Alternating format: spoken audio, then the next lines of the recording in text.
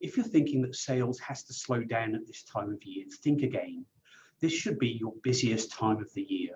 It's a common enough assumption that everything slows down during December and January. And it's true that this does happen. Things do slow down and people do go on holiday, but business doesn't stop. And the trouble is that most people assume that it really does.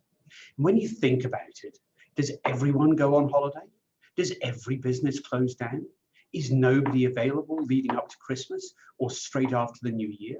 No, there are lots of people still working. You just have to find them.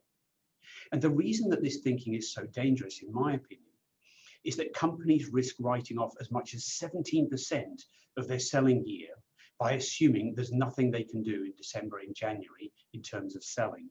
That's a huge chunk of the year. And for anyone who's looking to hit a big target or to boost sales or to leapfrog a competitor and take market share, you can't afford a 17% dip. So one of the easiest ways to get around this is to keep selling throughout December and January. Yes, you do have to work harder to find prospects, but it is worth it when you do. Our most successful time of the year every year is the first 2 weeks of January, when we typically see a 25 to 40% increase in the number of leads we generate for our clients. That's not a one-off either, it's every single year. So why is it a good time? Well, the reality is that there are people at work, and those prospects who are at work are often quieter, and therefore they're happier to take calls and talk to your sales team, so you get good conversations. They're usually thinking strategically about the year ahead. In January, they probably just set their New Year's resolutions, and they're thinking strategically about the business and goals and sales targets and all of those sorts of things. So they're open to having conversations about things that can improve their business. The other thing is your competitors are almost certainly less active, so you almost have the market to yourself. Companies still need what you provide, regardless of whether it's Christmas or not. So what you should be doing in December and January is doing the opposite of what everyone else is doing.